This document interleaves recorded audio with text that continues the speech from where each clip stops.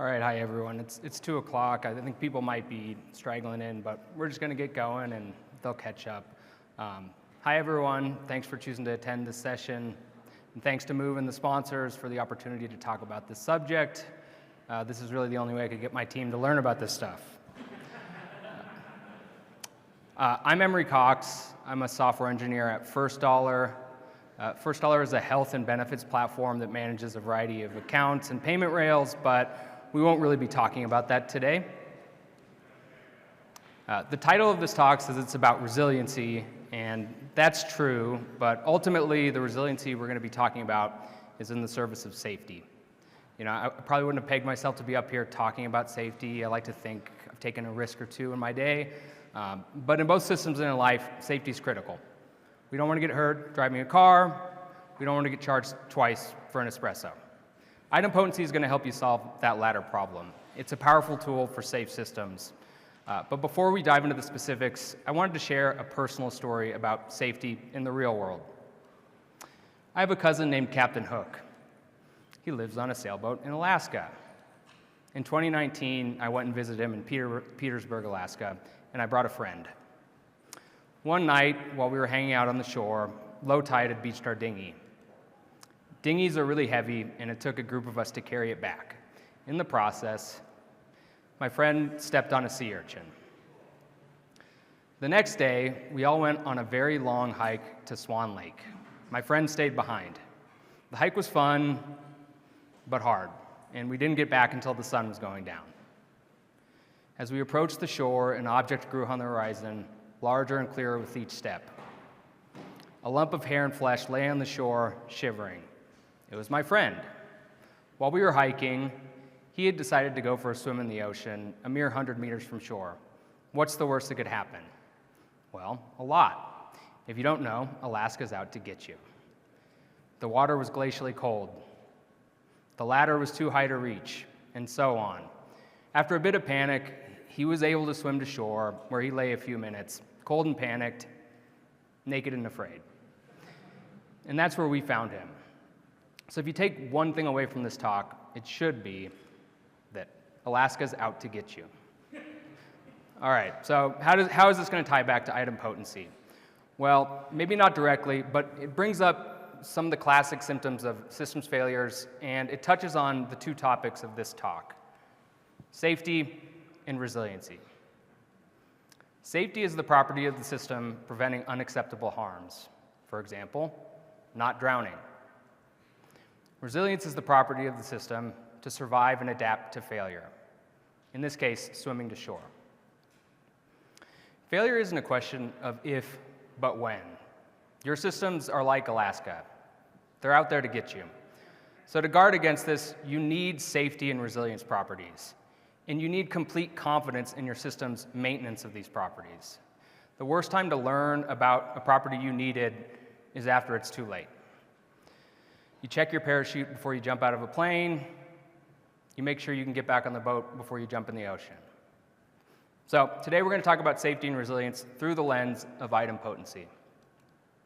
Idempotency allows you to take an action as many times as you want and guarantees that its effects happen at most once. Idempotent systems don't care how many times you tell them to do something, just what state they're supposed to be in. Done right, it's a capability that you can use to design powerful safety and resilience attributes in your systems. So we'll start by talking about the journey that motivates you towards idempotency. We'll review an idempotent log implementation, discuss patterns for architecting idempotent systems, and then we'll look at examples of how these then enable you to automate retry in the context of event processing and APIs. But for the sake of argument, why are we even doing this? Maybe you're a startup and you're trying to find product market fit and you really just need to move fast. What's the worst that's going to happen? Well, since you're here, I'm going to assume that you're operating a serious system that has real risks and real consequences in the real world. If you're managing dollars, there's a responsibility and an ethics that comes with that. Safety for financial systems is non-negotiable, and is the best time for you to prioritize it is upfront. So again, what's the worst that can happen? Well, here are a couple examples of how we've actually messed this up. That, a customer gets charged more than once, or maybe a large settlement ACH is sent multiple times, or a user gets many securities when they only purchased one, or maybe a new state is added to your system and then all past settlements are replayed for a second time. Nobody was very happy when we did that. So in the worst cases, you're just printing money here, but you're not the Fed, so you're on the line here. But even if you're indifferent to the financial woes of your customers or your bosses, these failures are going to cost you time and attention as an engineer. Time to resolution, postmortems, haggling with PMs and stakeholders. By preventing this class of errors categorically, you're going to preserve your time and attention, and you're going to prevent mind-numbing, avoidable conversations. So idempotency is the solution we'll explore to these problems, and as I said, establishing it up front is critical. But even if you do that, achieving idempotency across your platform is going to be a journey. At first dollar, we've had our share of idempotent errors and have gone through a phased evolution exactly like this. In the early days, maybe you have basically no controls, you just take an action, what's the worst that's going to happen? I might get some flack for saying this, but this strategy has a real time and place, and it might work for you up to a point. And that point could be further out on the horizon than maybe you even think. But if you're successful, you're going to rapidly fly past this point. So what do you do then? So the next step is to build it each time you need it, kind of per domain in an ad hoc way. And maybe while you're at it, you review all of your third-party API docs and make sure you're using all the idempotency arguments they offer.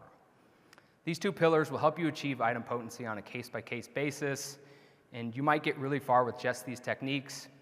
But what happens when there isn't a third party in the loop? Or if you have to interface with a third-party API that doesn't have any idempotency controls?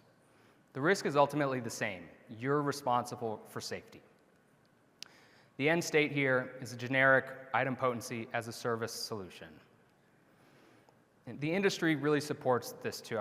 Can anyone name a payments API, not a core bank, looking at Z Suite here, that doesn't offer an idempotency argument? Anyone? It's an industry standard for a reason.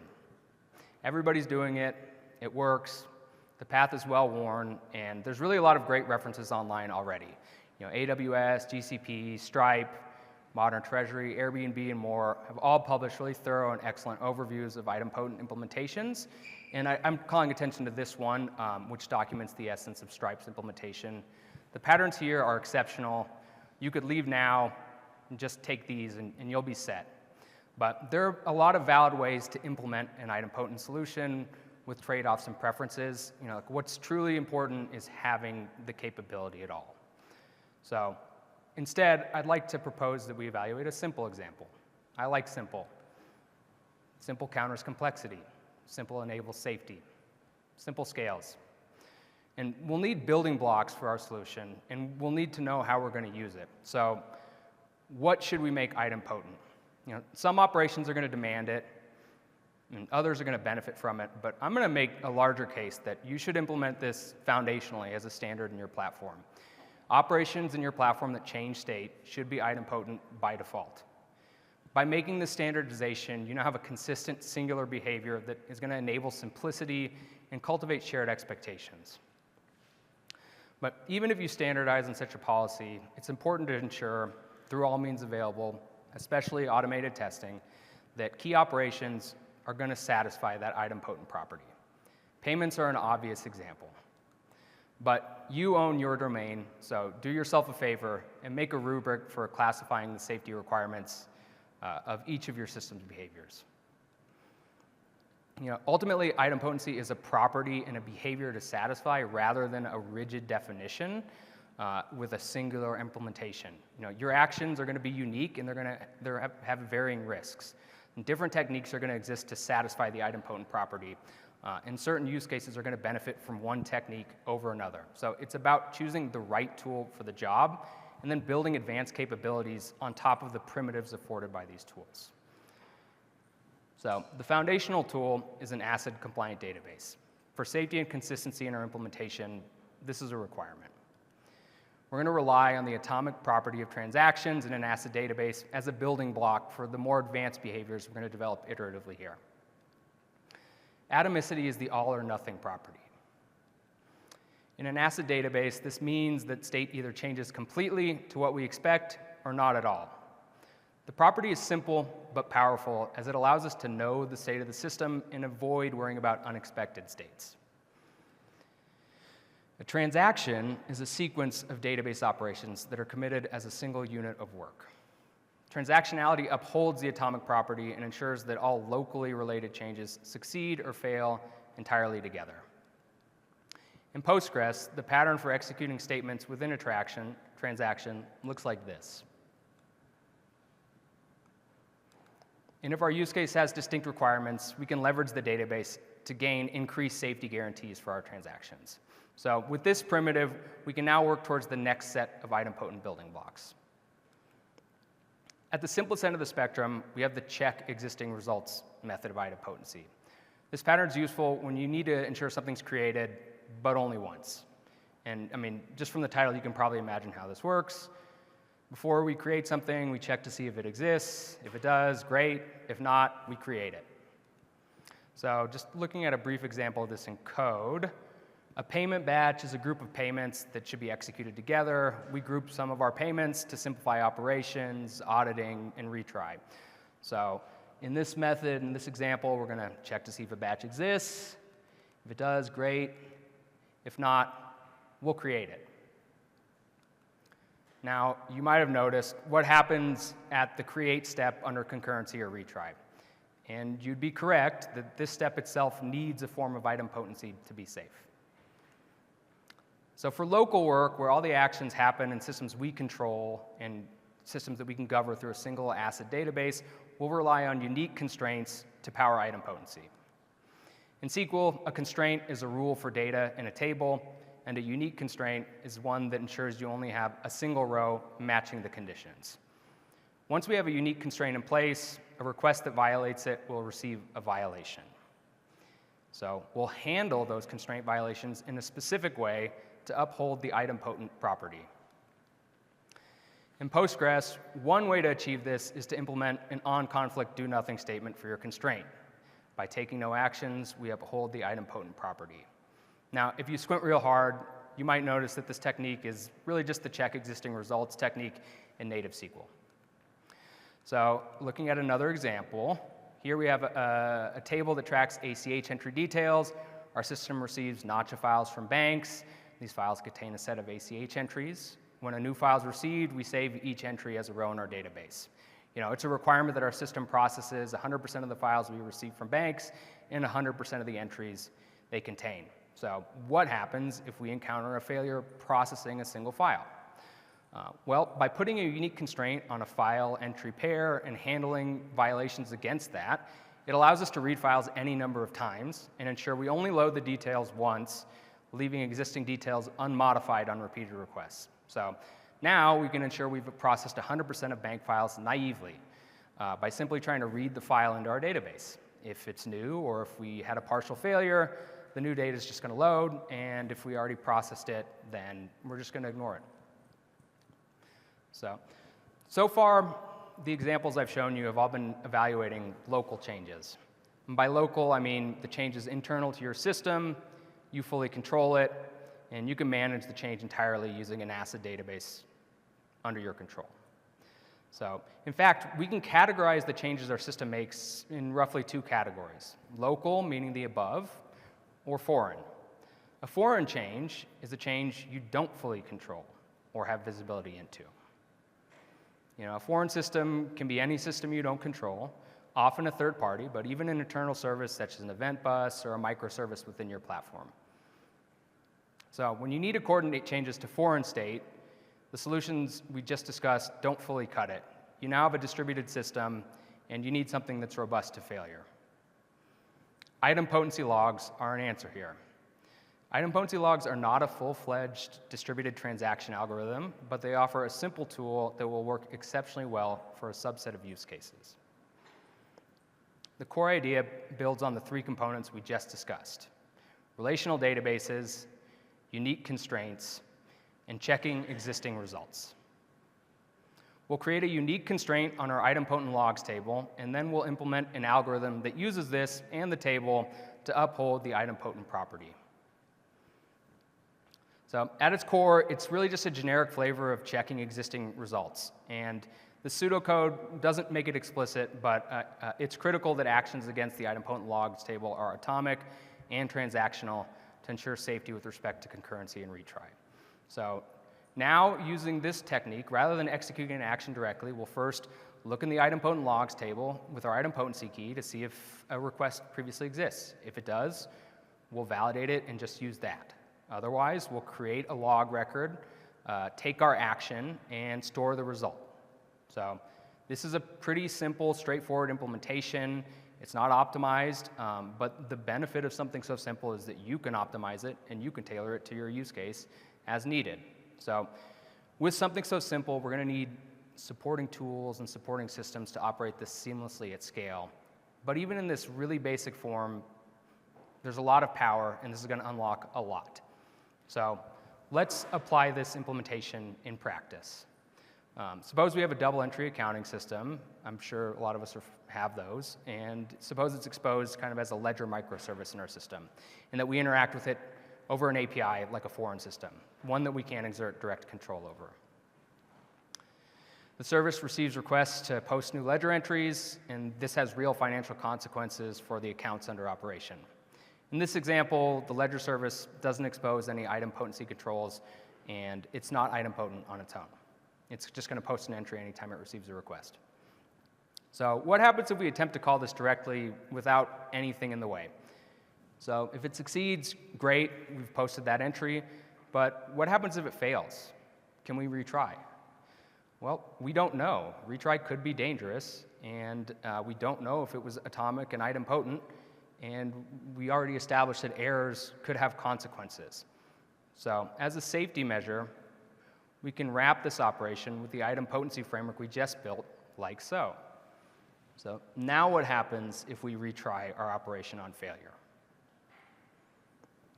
We'll get back the existing result, even if it was an error. So while we might eventually want to solve for retrying that error case, we've already made a big step forward. We're now protected against the possibility of executing a single request to the ledger service more than once. Idempotent logs allow you to protect any operation your system will take with the idempotent property across both internal and external system boundaries. So far, we've looked at components and tools to make a single behavior idempotent, but even taking the log we just built, its scope is really only a single logical operation. So how can we use these building blocks to design larger idempotent systems? So when we start to think about system operations, as we move towards complex, multi-stepped operations, we start to broach the domain of state machines. When you're building a complex, multi-stepped flow, you should create a state machine for the data under operation. Define the valid states for your system, the actions corresponding to each state, and the valid transitions between each state. For simplicity, those transitions should be one-way and unambiguous. You have flexibility in how you choose to define states. Greater granularity might provide more resilience or allow you to resume in a more granular way, but it might come at the cost of verbosity and maybe even implementation or storage cost. So a good starting point is to go back to the local versus foreign distinction. Identify the foreign external dependencies of your operation and assign a state to each. Then identify all the local work around those operations and assign a state to each. And maybe that's your initial state machine. Now, processing each state of this machine should be atomic. The atomic guarantee ensures us that the action for the state either completed entirely or not at all, eliminating ambiguity. From the perspective of the end user of the behavior, the entire operation should look atomic and idempotent. But from the perspective of your system, each sub-operation should itself be atomic and idempotent. And for atomic phases that are just confined to local work, you're probably going to be able to achieve idempotency by using just the transactional nature of your ACID database. But eventually, in one of your atomic phases, we'll need to take an action that changes external state. Going back to the blog post I referenced, AppBrander has an apt labeling for this, calling it a foreign state mutation. So we need to be robust to all possibilities here, and we don't really have guarantees about the behaviors of external systems in general. But we can nevertheless categorize their behavior and then use that to guide our implementation. So external systems can either be idempotent by design, idempotent capable, or not idempotent. If it's idempotent by design, then in theory you can call it 1,000,000 times. And similarly, if it's idempotent capable, then under the presence of a stable idempotency key, it can be trusted to be safe. But it's the third category that's a problem. We can't safely retry these. So the log is an explicit solution to this third category of operation. We can wrap the execution of any operation from a non-idempotent system using our log and get an initial guarantee around the execution of that. So we'll look at another example. We need to create a user in a third-party investment system. It's a requirement that we only create the user once. Again, we can just wrap our call with the idempotency framework, like so. And so now, if we try to create an account in the investment system, if an error occurs, maybe we're in an indeterminate state, but we have a safety property that we didn't have before that's going to prevent us from accidentally opening an account more than once. So whether you have a state for every discrete action your operation takes, local or foreign, or whether you've condensed some of those for simplicity, these states are going to define the recovery points of your operation under failure.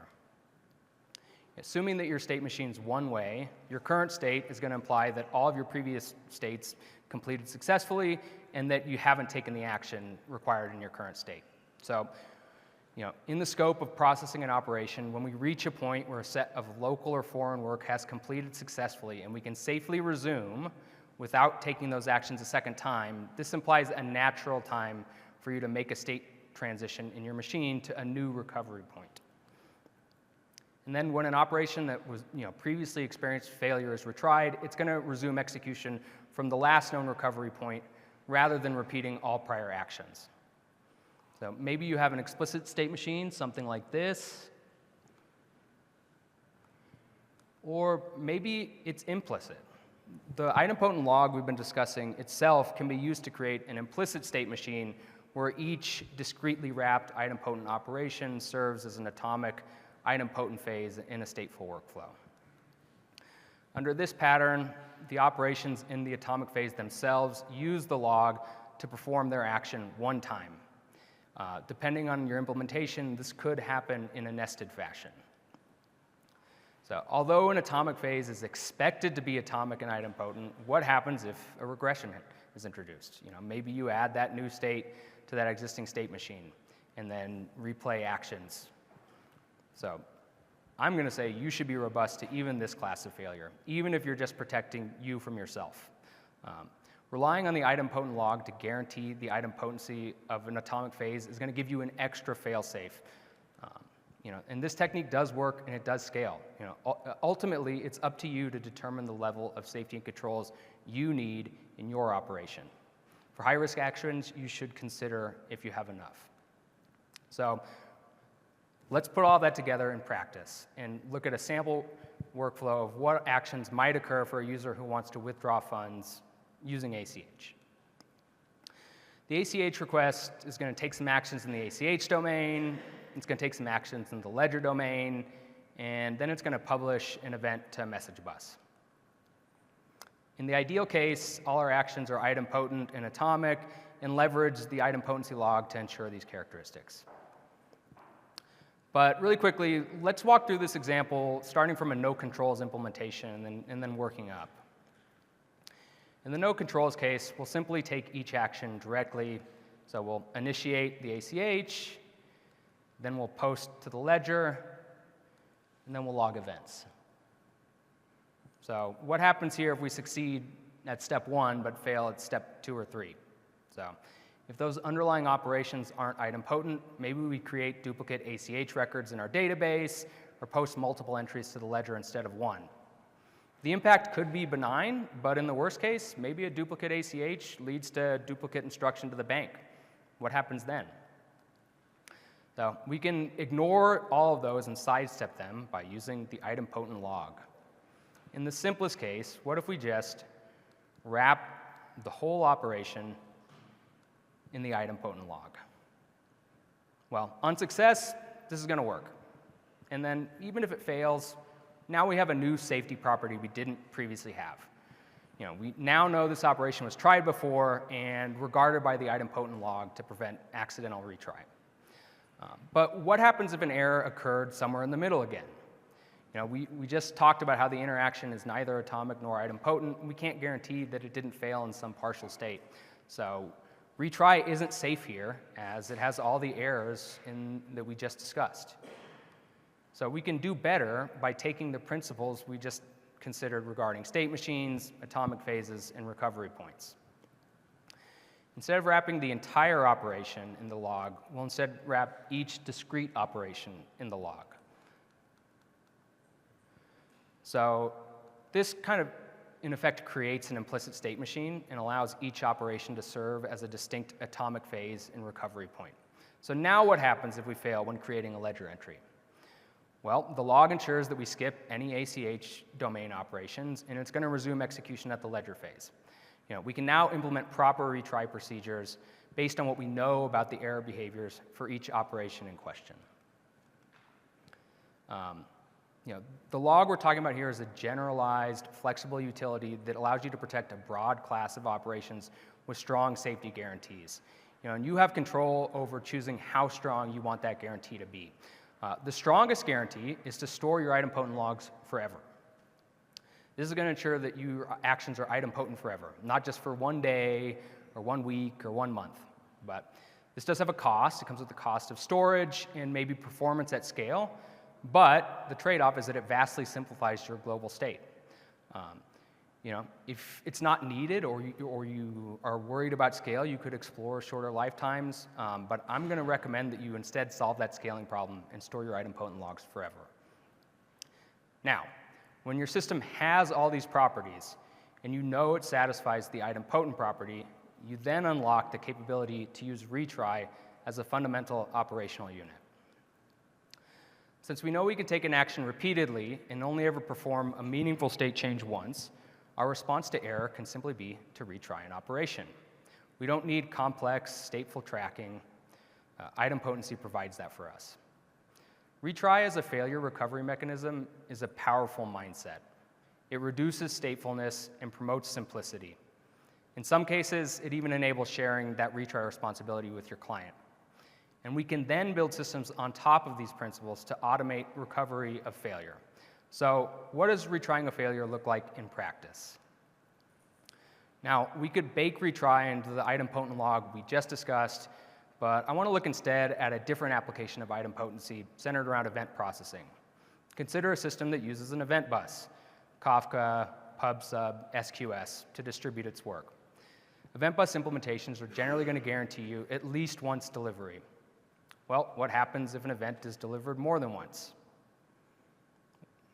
The idempotent problem is staring us in the face again.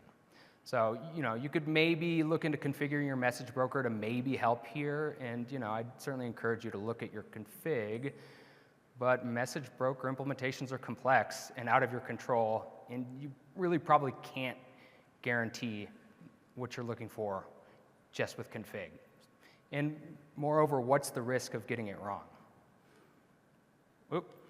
Well, you eliminate these concerns by creating another form of idempotent log.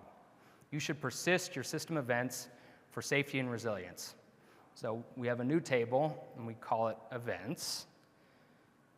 And we'll develop a specific state machine and algorithm for idempotent event processing, and then build retries on top of that. So the event processing workflow is, again, really nothing more than a domain-specific version of checking existing results. We're going to centralize all events through a single handler and assign an idempotency key to each event. When a new event's received, we'll check existing results and no op if it exists. Otherwise, we'll forward the event downstream. And then similarly, the downstream handlers are going to do the same thing. They'll check existing results, and they'll only take actions if it's a brand new event. And additionally, we're going to track the success or error state of our operation, and this is going to provide the basis for automated retry. Since we assign an explicit state for failed events, we can search for events that require a retry by selecting all events in the database with a failed status. And then we can implement a simple handler that processes each page of these events, and it might look something like this. So our retry algorithm then is going to be something like the following. We're going to get a page of failed events, and for each one of those events, we're going to reset its idempotency key and republish the original event with the original idempotency key. Since the idempotency key is used to prevent reprocessing, by changing the original value, we're going to allow the entire event workflow to execute again for the original data. Of course, this is only going to work if your event processing action is itself idempotent. Another domain where retry serves as a common recovery mechanism is in your APIs. If you expose an API, either internally or externally, you're maybe familiar with this. Networks are unreliable, and eventually a request is going to fail for an unknown reason. Now, you can influence, but you ultimately can't control the behavior of your clients, and what's the risk of a retry? For safety, you should implement idempotency at your API boundary, and you should ensure any action that could cause harm under retry is guarded with idempotency. You can achieve this in any server technology, but here we're looking at GraphQL. In GraphQL, operations are either queries or mutations. Anything that changes state, traditionally HTTP post, put, delete, is classified as a mutation. GraphQL allows defining middleware behaviors using something called a directive, which enables us to define an idempotent directive. So when this directive is applied to a mutation, we'll ensure that the action is idempotent by wrapping the entire operation with the idempotent log. Like most middleware frameworks, there's a lot of boilerplate to get through, but once we do, we can again build a simple abstraction on top of our previous idempotent log framework like so. Here, the resolve function is mapped by the server framework to the actual backing implementation. And so by wrapping it with the idempotent log, we ensure that we're only going to execute the request here a single time. With this in place, our API is happy now, and we can safely guard against the classic example of if double booking due to a transient network error. By pushing idempotency into your public API contract, you bring visibility and clarity into the overall system expectations and behaviors. But it only works with a good, stable idempotency key. So how do we get one? Some systems may be allowed to be optional, but if you need a stable value and you don't require it, maybe you end up with something like this. We're kind of just futzing around trying to ensure we have a stable key. Is this reliable? You should instead just make the idempotency key a required argument and make your client responsible for specifying it. By forcing clients to explicitly declare their intent, you distribute the responsibility for correctness and idempotency to your client, and then you can focus your system solely on ensuring the correctness of your implementation. If your client really wanted to take an action that many times, they can declare that intent by providing a new idempotency key value on each request. This choice is not necessarily the easiest for your clients, but it's really not that hard. We have a shared responsibility in these distributed systems, and by being explicit, it communicates the need for the client to participate. At the end of the day, the system is ultimately responsible for ensuring safety, and you, as the operator of the system, own that responsibility. So make good choices out there. Think about your safety requirements and behaviors from day one. Lean on idempotency heavily. Automate your retry processes. And don't sleep on Alaska. All right, thanks everyone. I know I motored through that. We actually have 10 minutes, so questions? Yeah, please. So when I saw your pseudo implementation of the system and it had a health connection, but theoretically, even if it was idempotency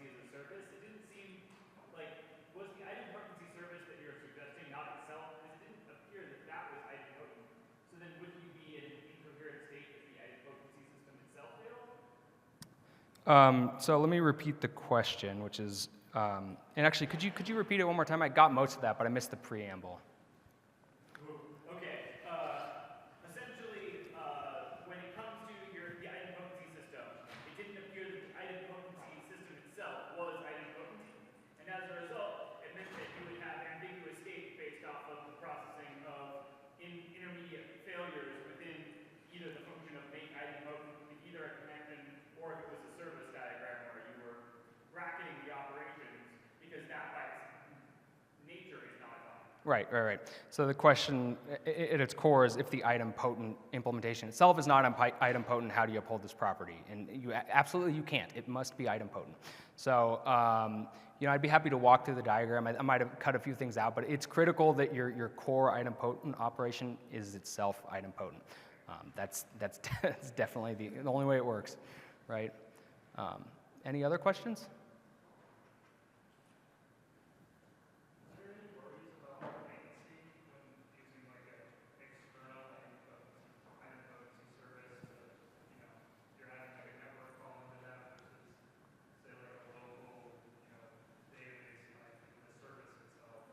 Right. So the question is there any latency concern with using an external service versus doing something more local? And yes, latency is critical. You're going to want to make sure that your implementation is robust and fast. For us, for example, millisecond inserts into the table. So it's going to add some amount of latency to the operations we're guarding. At the same time, you need to evaluate your trade-offs. First off, can you afford that extra hit? And then if you can't, you're probably still going to need to have an idempotent solution. So in that case, if you have some operation, it can't tolerate any additional latency, and it sounds like in your scenario that there's some database you could write to, maybe in that case you need to implement some local idempotent control as an initial point of that.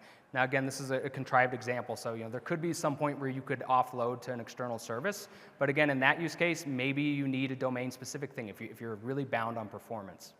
And then again, you should also be optimizing your log implementation. It should be sub-millisecond inserts and sub-millisecond reads. So. I know that some systems will be stored deployed keys for like 24 hours. Mm-hmm. What's your view on that? So the question is, some systems only store keys for 24 hours. What's your view on that? If you have a really high load service, Stripe is an example of that. I'm pretty sure they recycle their keys. There's a time and a place for that. If you're at that level of scale, you could consider it. If you have so much scale that you're just writing in the database a ton, now you're looking into sharding, maybe other alternatives, and so there's a complexity trade-off there. I guess we're not Stripe, so we're not quite there, and there is a vast simplification to simply storing all this data. And so again, I would encourage you to really consider your use case first. And at the same time, if you only have the keys for a certain amount of time, that's fine as long as you're not going to do a retry out of that interval. If you know that you're going to clean up all your errors within 24 hours, then that's fine. But if you could have an error and it doesn't get looked at for 2 months, is that safe? A related flavor of this is if you're calling a third party, if maybe you have idempotent logs forever, but your third party has them time-bound. If you're using their idempotency framework, you could get into a state where a key that was idempotent in your system is recycled out of their system and could take that action a second time. That could be a scenario where you need to guard that call with your own idempotency to make sure that a recycled key doesn't actually take a second action.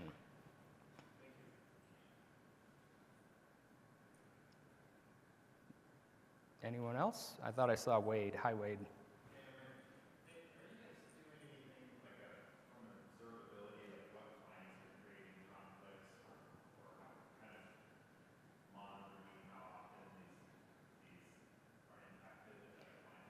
Monitoring. So the question is, are we doing any observability on the data in the idempotent log and looking at, is it conflicts on idempotency key?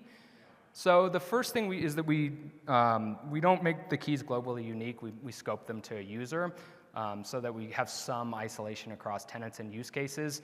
And the data is there. To be honest, we could probably be more mature on our observability and visibility there. But we have all of it in the database, and we export all this into our data lake, so it is available on the reporting layer, and that would be a great thing to do.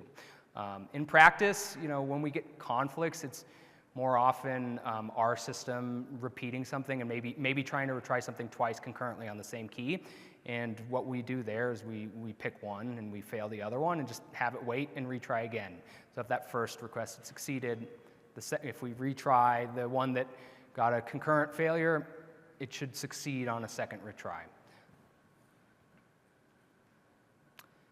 Any other questions?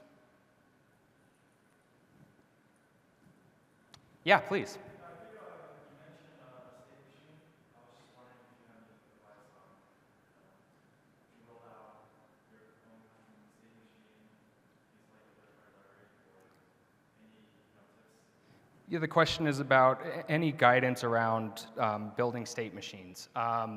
Someone told me, I think at FinTech DevCon in 2021, I think it was this company called Xformative that's our Shiro processor, and it was like, hey, what guidance do you have around building these systems? We were a little earlier in our journey, and one of the pieces of advice that they gave me was that your state machines are critical, right? It's important to have them.